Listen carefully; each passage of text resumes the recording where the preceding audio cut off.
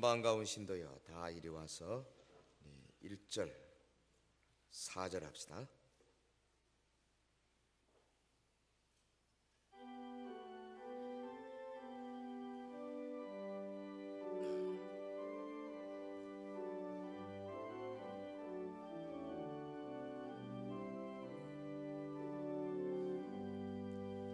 참 반가운 신도여 다 이리 와서 베들레헴 성내에 가봅시다. 저 구유에 누이신 아기를 보고 엎드려 절하세. 엎드려 절하세.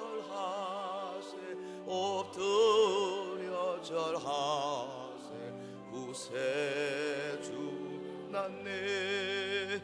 여호와의 말씀이 육신을 입어 날 구원할 구주가 되셨도다. 늘 감사한 찬송을 돌려보내. 엎드려 절하세.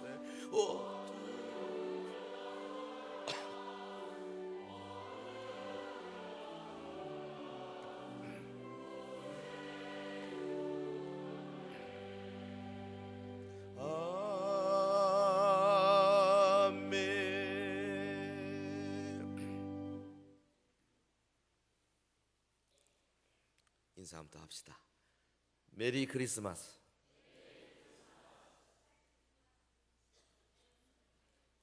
오른손 들고 한번 할까요? 메리 크리스마스.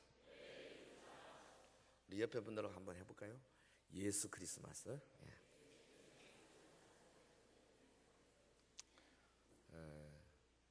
성탄절을 맞이해서 우리 성도 여러분들의 가정과 섬기시는 구역 위에 그리스도의 평강이 함께 하시기를 축원합니다. 예수 그리스도는 지금으로부터 2000여 년 전에 베들레헴 땅에 육신을 입고 오셨습니다. 하나님이 뽑으신 백성 이스라엘이 메시아를 오랫동안 기다려 왔습니다. 그러나 정작 메시아가 왔을 때 영접하지 않았습니다. 알아보지 못했습니다. 하나님이 특별히 뽑으신 몇 사람, 저 들에 있는 목자들, 혹은 동방의 박사들, 혹은 시므온, 안나 몇 사람 외에는 알아보지를 못했습니다. 특히 그가 가난하고 초라한 모습으로 저 갈릴리 촌사람 요셉과 마리아의 가정에 태어나신 것은 21세기를 사는 우리에게도 많은 것을 생각하게 합니다. 지금 이 세계는 크리스마스의 진정한 의미를 잊어버린 지 오래됐어요. 우리가 알기로 이 크리스마스, 크리스는 그리스도죠. 크라이스트. 마스는 경배, 예배 이런 뜻입니다. 크리스마스는 그리스도를 예배하는 날이에요. 그런데 즐거운 크리스마스, 메리 크리스마스라는 말도 이제는 잘 안 써요. 해피 홀리데이, 행복한 휴일, 시즌스 그리팅스, 계절 인사 그래서 여러분 지금 성탄절 예수 그리스도 탄생과 그분의 그 구원의 위대한 소식 온데간데 없어지고 완전히 휴가철 자기들이 흥청망청 노는 그런 절기로 이미 변모된 지 오래됐어요. 우리 이 시간에 예수님께서 마구간에 오신 그 의미를 좀 생각하면서 오늘 본문의 구절이 우리에게 주는 교훈, 우리가 무엇을 어떻게 배울 것이냐 같이 생각하면서 은혜를 나누기를 바랍니다. 구유에 오신 예수님. 구유에 오신 예수님. 첫째로 그 예수님에게 사관에 있을 곳이 없었다 그랬어요. 여관에 있을 곳이 없었어요. 방이 없었어요. 이것은 다른 말로 하면 오늘 이 세상이 예수님 맞을 마음의 여유가 없는 거죠. 우리 인간의 마음들이 주님을 맞이할 만한 여유 공간이 없는 거지요. 본문 7절에 보면 마다들을 낳아서 강보로 싸서 구유에 뉘었으니 이는 사관에 있을 곳이 없음이라. 우리가 잘 아는 대로 오늘 본문은 로마 황제 아우구스토가 천하의 호정령을 내린 역사적 사실을 언급하고 있습니다. 예수님이 이 땅에 오신 것은 무슨 추측이나 상상이 아니라 역사적인 사실이다. 그리고 2절에 보면 예수님이 태어나신 것은 구레뇨가 그 수리아 총독되었을 때, 구레뇨가 수리아에 총독되었는 것은 로마의 역사에 다 나옵니다. 2번 총독됐어요.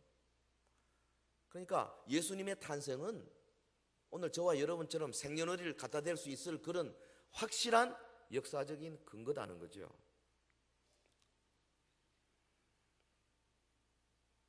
여러분, 요셉이 지금 만삭이 된 마리아를 끌고 저 북쪽 갈릴리 나사렛에서부터 거의 일주, 아마 열흘, 보름은 걸리는 건 모르겠어요.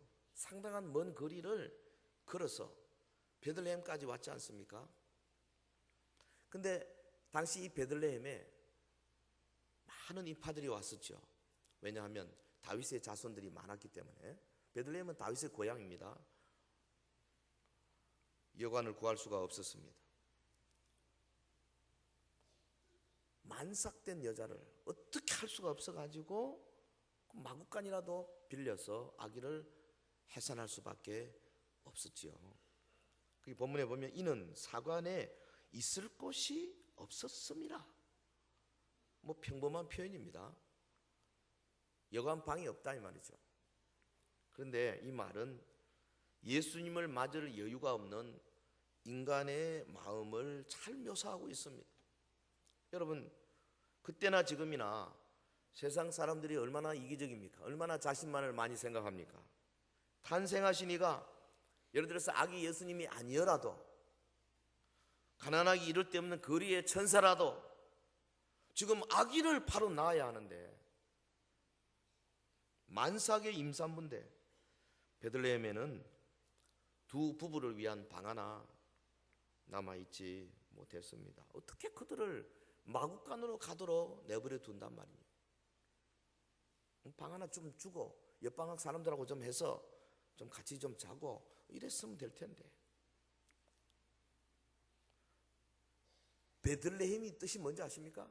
베트, 집이고, 레헴, 떡입니다. 떡집이에요. 빵집이에요. 다시 말하면 하나님의 말씀의 장소라고 말해요. 하나님의 역사가 강하게 일어나는 곳이어야 합니다.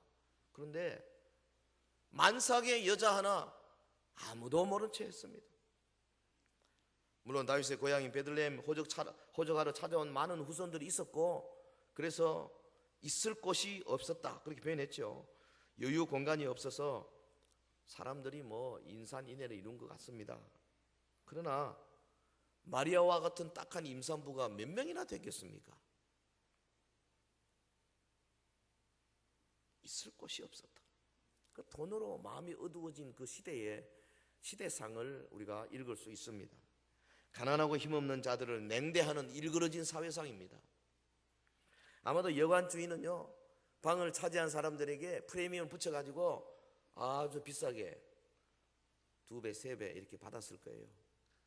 그러니 돈 없는 요셉이 그 방을 얻을 수 있었겠습니까? 마구간에 오신 예수님, 사랑 없는 세계에 사랑의 나라를 세우기 위해 오신 하나님의 아들이십니다. 베들레헴은 해산하는 여인에게 방 한 칸 내어주지 않았는데, 정작 오신 그 예수님은 베들레헴뿐 아니라 온 인류를 위하여 사랑의 나라를 지금 시작하자 하신 거죠. 여러분, 베들레헴에 있었던 유대인들이 누굽니까? 하나님의 선민입니다. 하나님이 율법을 주셔서 그 백성들로 하여금 율법 지키도록 하시고, 자기들이 하나님의 율법을 지키는 사람으로, 이방인과 구별된 사람으로, 그래서 이방인을 개같이 여기고 우리는 하나님의 특별한 백성이라고 자긍심, 자부심, 셀프 에스팀 많았습니다. 그런데 율법에 뭐가 있습니까? 우리가 잘 아는 대로 레위기 25장 35절에 내 동족이 비난하게 되어 빈손으로 내 곁에 있거든 너는 그를 도와 객이나 우고하는 자처럼 너와 함께 생활하게 하라. 베들레헴 사람들은 이 율법을 귀담아 듣지 않았습니다. 해산하려는 여자를 모른 채 했습니다. 하나님의 선민정신이 사라진 비정한 사회가 된 거죠. 당시 유대 사회는 종교의 빈 껍데기만 있었어요. 위선적이고 이기적인 사회였습니다. 여러분, 예수님이 마태복음 5장에 그 산상보훈 쫙 하시면서 하신 말씀들이 전부 다 당시 유대 사회를 빗대어서 말하는 거예요. 마태복음 5장 21절에서 26절을 보면은 글피담이 이웃과 싸우고 욕하는 그런 사회였습니다. 5장 46절 48절에 보면 자기보다 못한 계층 사람들을 배타시하고 왕따시키는 그런 사회였습니다. 7장 1절에서 6절에 보면 완고한 율법주의 종교의 가르침 때문에 서로 정죄하고 빗방거리만 찾는 그런 사회였습니다. 마태복음 15장 1절에서 6절에 보면 부모에 대한 도리도 정발되었습니다. 15장 8절에 보면 입으로만 하나님을 들먹이던 그런 사회였어요. 하나님이 택한 백성들의 사회가, 아브라함의 자손들의 사회가 이 정도인데 당시 하나님 없는 로마 제국의 그 다른 사회는 어떻게 했어요? 볼 것도 없죠. 사탄이 꽉 장악해서 온갖 죄악과 온갖 불의가 득세한 곳 아니었겠습니까? 여러분, 당시에 기록에 보면 한 예로 그 로마의 유명한 철학자 세네카이가 한 귀족이 찾아와서 그렇게 고민을 토로했답니다. 자기 집에 노예가 많은데 그 노예들도 보면 전쟁터에서 잡아온 사람들, 그 중에는 왕족도 있고 다른 나라의 귀족도 있고 많이 배운 사람들이 많고 노예 가운데 자기들보다 뛰어난 사람이 많았거든요. 그런데 노예이기 때문에 완전히 마음대로 부려먹었어요. 그 이 귀족이 세네카에게 자기 노예들이 너무 불쌍하다, 똑같은 인권을 가졌는데 그렇게 말하니까 그 유명한 세네카가 그랬답니다. 당신 그런 쓸데없는 생각이 들거든 사우나탕에 가서 즐기고 땀 흘리고 속히 잊어버리라고. 당연하게 여기는. 여러분, 예수님이 오신 세상이 바로 이랬어요. 주님은 바로 이 세상에 진정한 하나님의 사랑과 이웃 사랑을 심으려고 아주 작정을 하신 겁니다. 사랑 없는 사회, 이기적인 사회, 불평이 많고 불만이 많고 서로 싸우고 욕하는 사회, 정죄하고 비판거리만 찾는 사회, 자기들 같은 편 아니면 배타시하고 왕따시키는 그런 사회, 세상에 못 쓰는 그런 사회에 우리 주님은 자기를 희생하면서 사랑의 나라, 하나님의 그 위대한 나라를 세울 작정을 하신 거지요. 예. 스피커 좀 올려주세요. 조금 더 올려줘요. 내리지 마세요. 제가 좀 소리 질러도 절대 손대지 마요.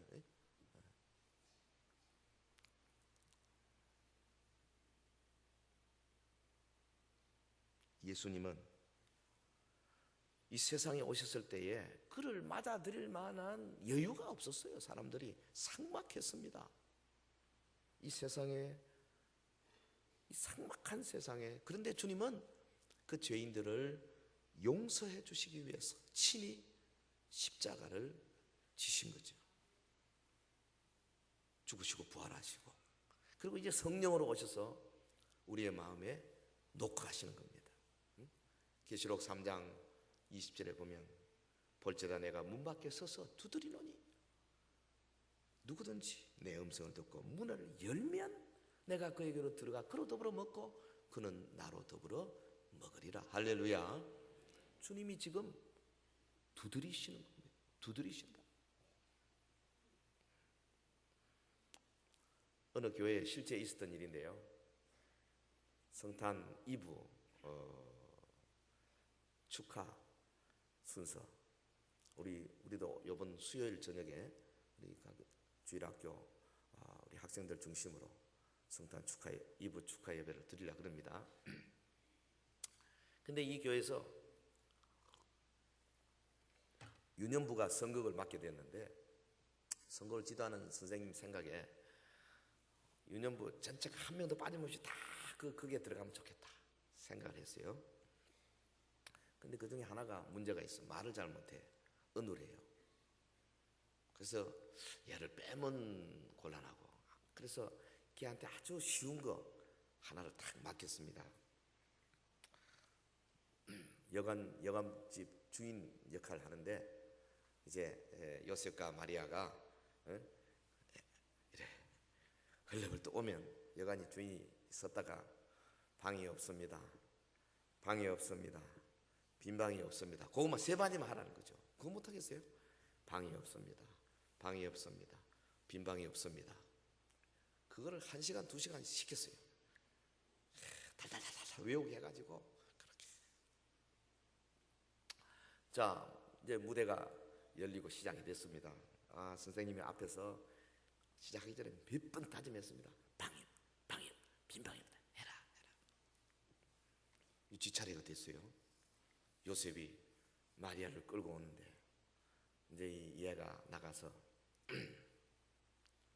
방이 없습니다. 방이 없습니다.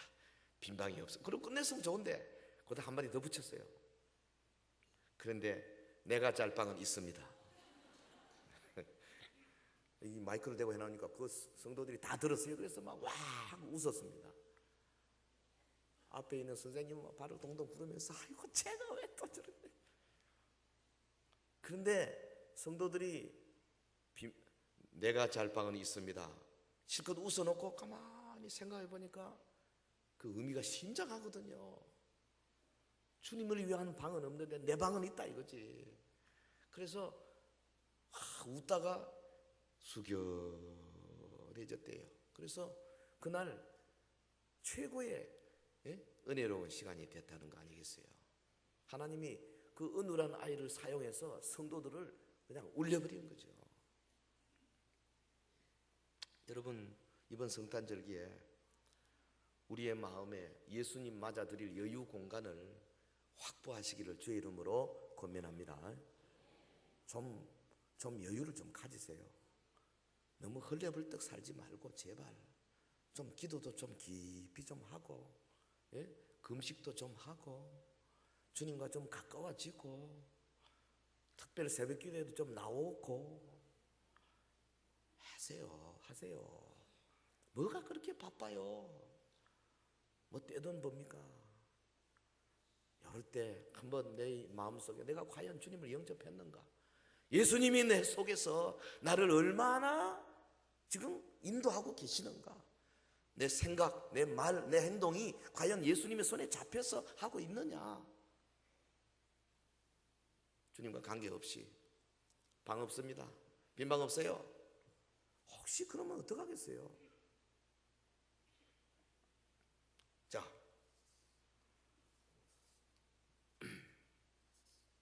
사관에 있을 곳이 없었다. 예수님 맞을 여유가 없는 인간사. 그럼에도 주님이 오셨어요.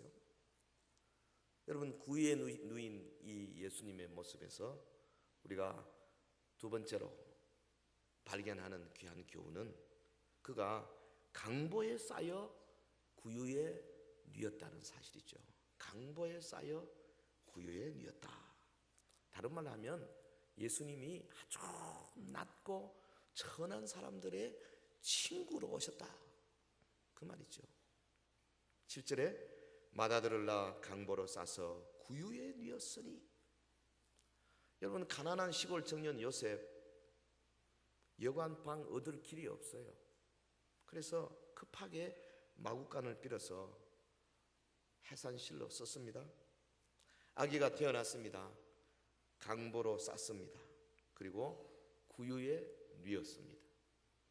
말이 강보지요. 조금 하울링 조금 줄이세요. 말이 강보지. 사실 강보라는 말은 찢다는 말이거든요. 찢죠. 그러니까 강보로 쌌다는 말은 무슨 뭐 특별한 그 아이를 위한 포대기가 따로 준비된 게 아니고요. 홈플러스에 가가지고 따로 애들용 그걸 사온 게 아닙니다. 아무것도 없어요. 그 옷을 찢어가지고 둘둘 말았다 이 말이에요. 강보로 쌌다.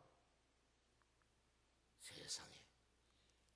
그리고 구유라는 말이 그 헬라말 파트네, 이거 여물통입니다. 여물통. 그 지저분한 냄새 나는 것입니다. 거기가 그 소, 말, 양 먹는 거, 뭐 깨끗하지 않죠. 온갖 박테리아들, 온갖 그 많을 거예요. 아무리 돈이 없지만 세상에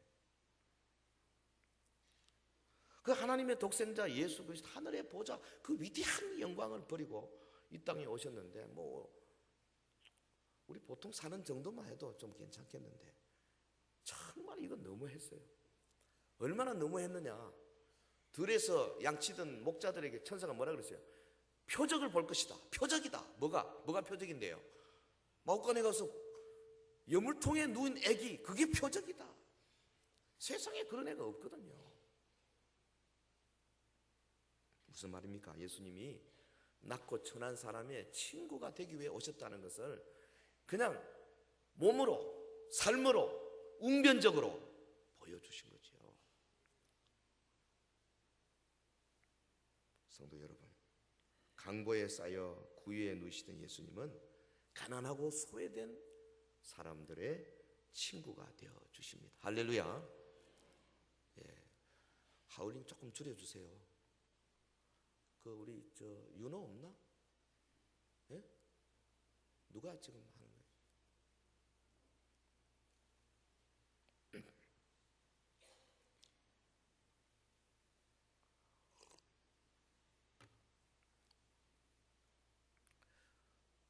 미국의 어느 화려한 예배당에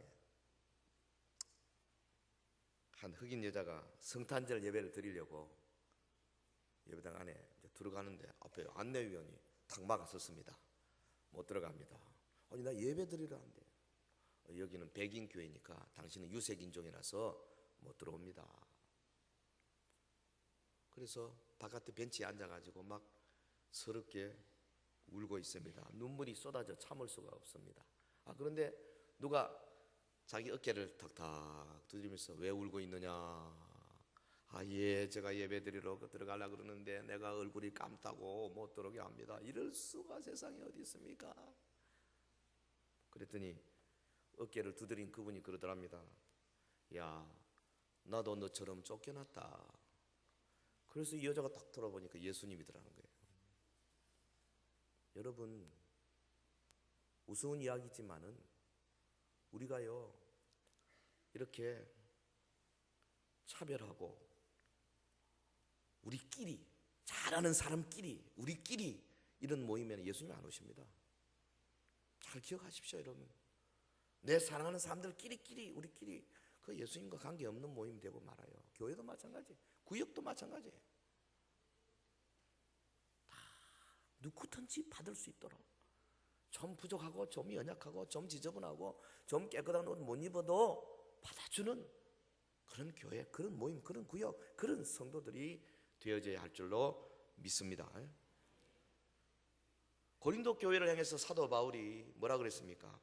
고린도 후서 8장 9절에 우리 주 예수 그리스도의 은혜를 너희가 알거니와 부요하신 자로서 너희를 위하여 가난하게 되심은 그의 가난함을 인하여 너희로 부욕해 하려 하심이니라.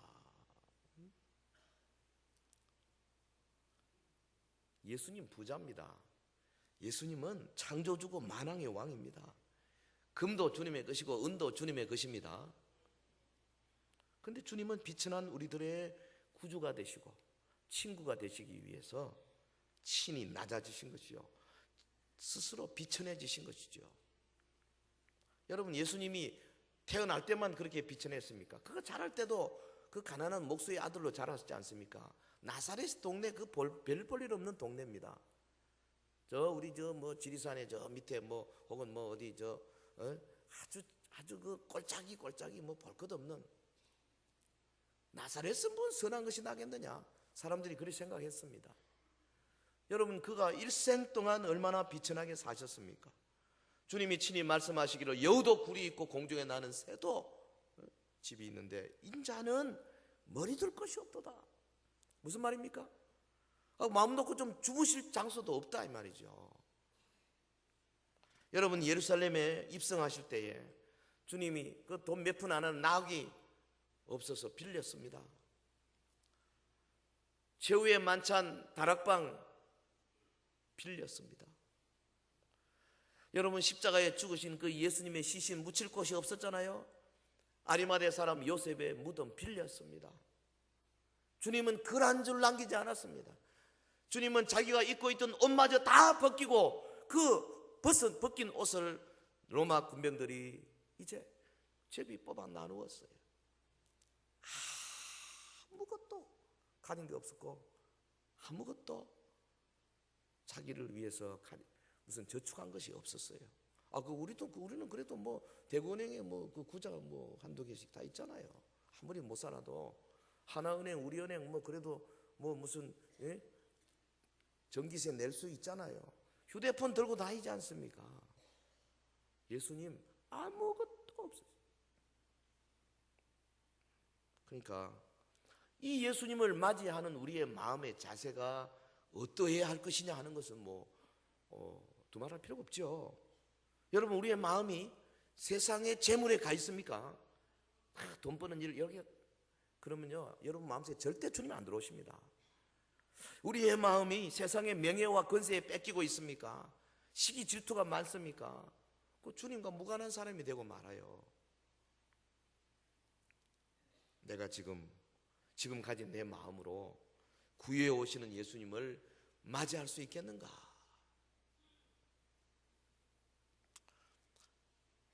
(1979년에) 노벨 평화상을 탄 그 인도의 테레사 수녀, 굶주린 인도의 군중들, 병들어 죽어가는 사람들, 특별히 길거리에 내버려진 고아들을 돌보는 것이 그 여자의 매일의 일과였습니다. 아주 혹독한 일이죠. 보통 일이 아니에요. 근데 그것도 하루 이틀도 아니고 1년, 2년, 5년, 10년, 20년 계속 하루도 쉬지 않고. 그래 옆에 사람이 물었습니다. 아니 수녀님, 하루 이틀도 아니고 1년 365일 어떻게 그렇게 지치지 않고 하십니까? 그 유명한 말을 테레사 수녀가 남겼어요. 나는 저 불쌍한 사람들 속에서 예수 그리스도를 발견합니다. 유명한 말입니다. 세상에 낮고 천한 자들이 바로 예수님의 친구들이에요.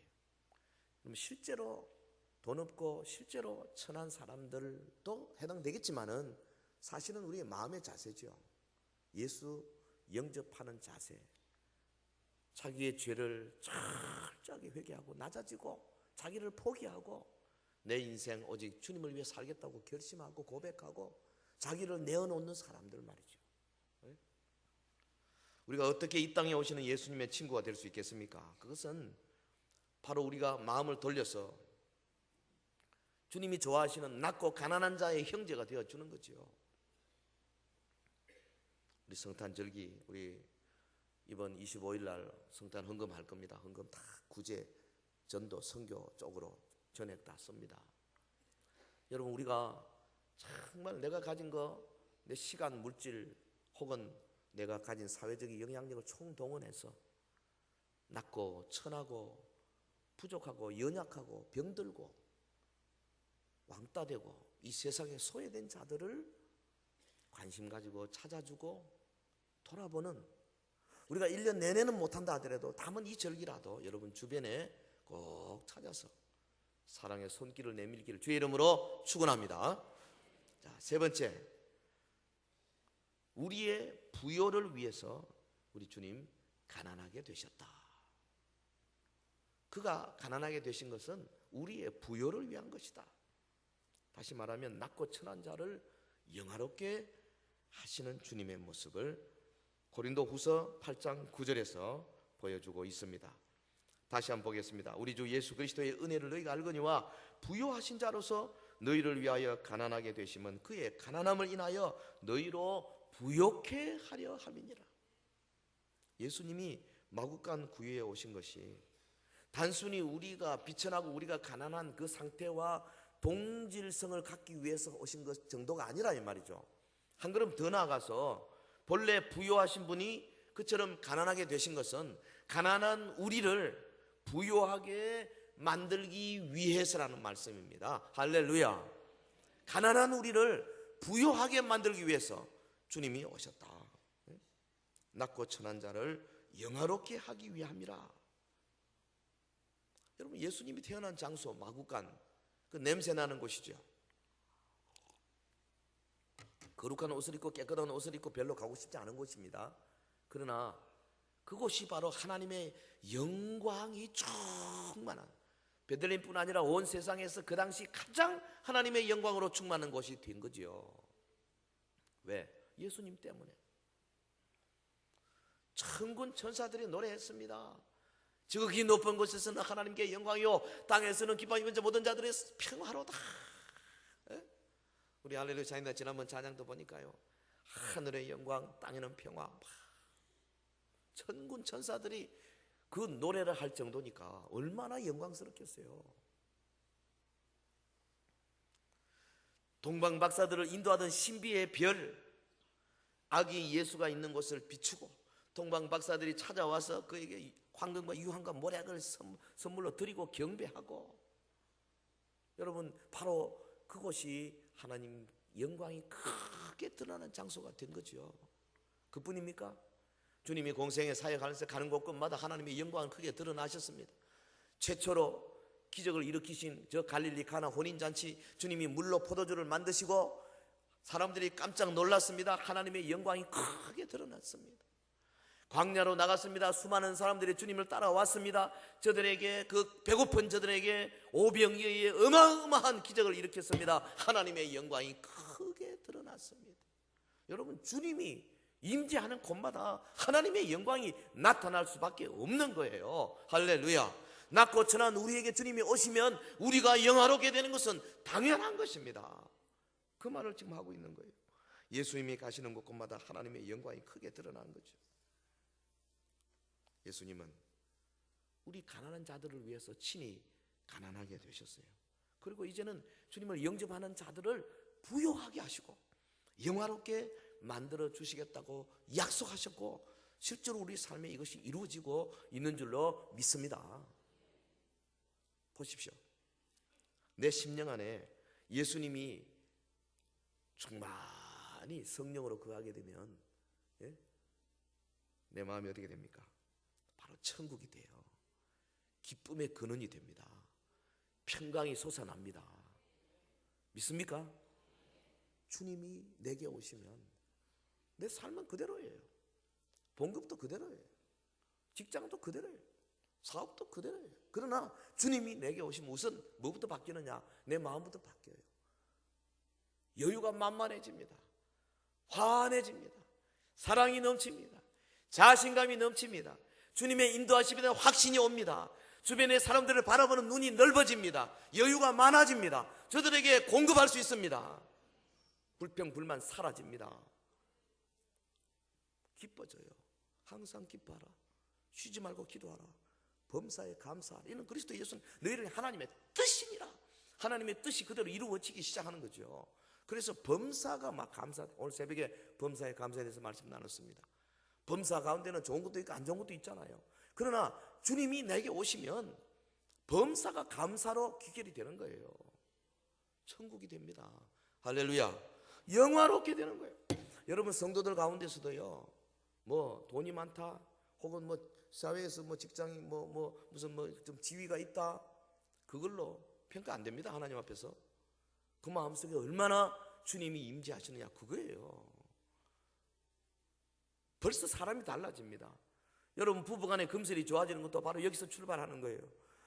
그래서 날마다 감사하고 기뻐하고 즐거워하는데, 가정에서 항상 찬송하고 주님을 높이고 교회를 사랑하고 이렇게 높이는데 자녀들이 말 안 듣겠어요? 부모 안 따라오겠습니까? 정말 그렇다면 그건 호로자식이지 뭐. 대부분 사람들은 부모가 그렇게 하면 따라오게 돼 있어요. 우리가 문제예요. 바로 내가 문제예요. 낮고 천한 자리에 오신 주님은 바로 우리의 마음에 그렇게 낮고 천한, 우리 자신이 가난해지고 우리 자신이 정말 주님 앞에 무릎을 꿇기를 원하시고, 그러니까 우리가 좀 겸손한 마음으로 주님을 받아들이기를 원하시는 거예요. 예수님이 계실 때 기쁨이 있고 삶의 변화가 있어요. 근데 우리가 대화하는 거 가만히 들어보면 뭐 그토록 겸손한 채 해도요, 한두 마디만 나가면 그만 속에서 교만이 그냥 올라오는 경우가 너무 많아요. 자기 자랑이 심해지고 다른 사람 보기를 우습게 보고 깔고 뭉개고 남 상처받는 거 별로 신경 안 쓰고 할 말 팍팍 해버리고, 이게 뭐예요? 내 속에 주님이 안 계시다는 증거예요. 주님이 계시면 가능하면 상대방을 품에 안으려고 그러고 남에게 상처 주지 않기 위해서 내가 좀 희생하려고 하고 내가 좀 낮아지려고 하고 분위기가 되는 거죠. 여러분, 이 성탄절에 정말 예수님을 진심으로 맞아들여가지고 내 마음을 천국으로 만들어 보시기를 주의 이름으로 권면합니다.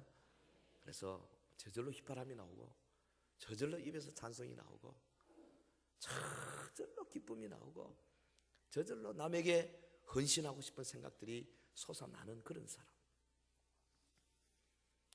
말씀을 맺겠습니다. 이제 며칠이면 우리가 성탄절을 맞이합니다.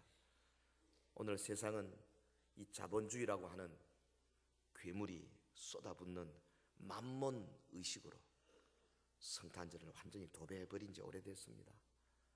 요란하고 뭐 야단스럽고 구경거리들 많고 그렇게 할지라도 정작 성탄의 주인공은 온데간데 없어.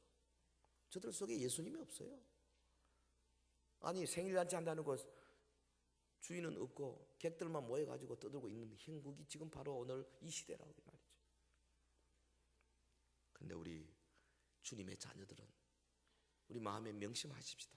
예수님은 그런 곳에 오는 것이 아니고 사회의 그늘진 곳으로 상처받은 자들에게 혹은 억울함을 당한 자들에게 혹은 자기를 낮춰서 자기의 죄악을 크게 회개하고 통곡하고 정말 주님 뜻대로 살아보기로 결심하는 겸손한 믿음의 사람들, 그들의 가정, 그들의 무릎 꿇는 자리에 찾아오시는 줄 믿습니다.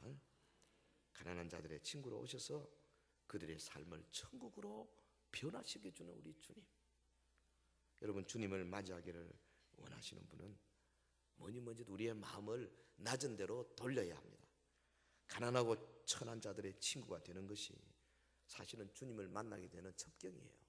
그래서 우리 성탄에 우리가 뭐 매년 1년 내내 해야 되겠지만은 그러나 특별히 이런 절기라도 우리 이웃을 한번 살펴보고, 여러분 형제 자매들, 특별히 친척들, 가까운 사람들 가운데 정말 내 도움이 필요한 사람이 있는가 한번 살펴보시고 큰 맘 한번 먹어보시고, 그래서 가난한 자, 병든 자, 소외된 자 성탄절이 되도록 만들어가는 것이 오늘 구유에 누이신 우리 예수님이 우리에게 보여주시는 교훈이라 생각합니다.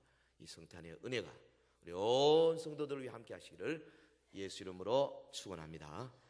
기도합시다. 우리 다 같이 조용히 깊이 묵상하며 명상하며 한번 생각해 보시겠습니다. 정말 내가 하나님 앞에서 어느 정도 가난한 자, 천한 자의 삶을 살고 있는가, 주님이 과연 내 삶에 찾아오시겠는가 돌아보시기를 바랍니다. 나는 부요하고 나는 모자람이 없다 생각하는 자가 아닌가 살펴보시기를 바랍니다. 주님은 이 시간에 우리의 문을 두드리고 계십니다. 볼지어다 내가 문 밖에 서서 두드리노니 누구든지 내 음성을 듣고 문을 열면 내가 그에게 들어가 그로 더불어 먹고 그는 나로 더불어 먹으리라. 주님이 식탁을 함께 하시기를 원하십니다. 우리 서연의 온 성도들 한 명 예외 없이 다 주님의 식탁에서 함께 즐거워하며 기뻐하는 그 수준의 성도가 되기를 예수 이름으로 축원합니다. 다 같이 통성으로 기도하겠습니다. 거룩하신 우리 하나님 아버지, 주의 은혜를 진실로 감사와 찬송을 돌립니다. 성령의 역사를 인하여 감사합니다. 오늘도 부족한 종 하나님의 말씀을 나누었습니다. 구유에 누이신 우리 예수님 모습을 지금 생각할 때에 그가 정말로 가난하고 천한 자들 위하여 오셨고, 아버지 그가 우리를 영화롭게 만들기 위하여 오셨지만은 이 세상은 참으로 인정 없고, 이 세상은 여유가 없고, 이 세상은 박정하고, 이 세상은 정말 비정한 사회 아닙니까? 하나님 아버지, 우리 교회에 사는 성도들은 이 비정한 사회에 하나님의 사랑을 나누는 아름다운 사랑의 사도가 되게 하여 주시기를 원합니다. 주변을 살피는 자들 되게 하옵소서. 우리 연약한 자들을 보살피는 자들이 되게 하옵소서. 참으로 주님 앞에 자신의 죄를 내어놓고 겸손하게 가난한 자의 자세로 무릎 꿇고 기도하는 아버지 주의 백성들이 되기를 간절히 원하옵나이다. 사랑하는 성도들에게 성령으로 역사하셔서 하나님의 놀라운 사랑을 깨달아 아버지 성탄절기에 반드시 우리 주님을 크게 맞이하며 아버지 우리 주님과 더불어 아름다운 시간을 나누는 귀한 성도들이 되게 하여 주시옵소서. 믿습니다. 성탄의 기쁨과 즐거움이 온 천하에 충만할 수 있도록 아버지 우리 한국 교회를 복주시고 아버지 교회 강단마다 하나님의 말씀이 살아 움직이게 도와주시기를 간절히 원합니다. 성령의 역사를 더하여 주시옵소서. 할렐루야. 거룩하신 우리 하나님 아버지, 주의 은혜를 진실로 감사합니다. 오늘도 이 말씀을 저희들이 붙들고 하나님 나라 백성으로 정말 구유에 오신 예수님의 그 모습을 바라보며 우리도 낮아지고 또 낮아져서 우리 주변의 많은 사람들, 정말 가난하고 고독하고 병들고 외로운 자들을 위하여 남은 생애를 멋지게 사용하는 주의 성도들이 되게 하옵소서. 예수님 이름으로 기도하옵나이다. 아멘.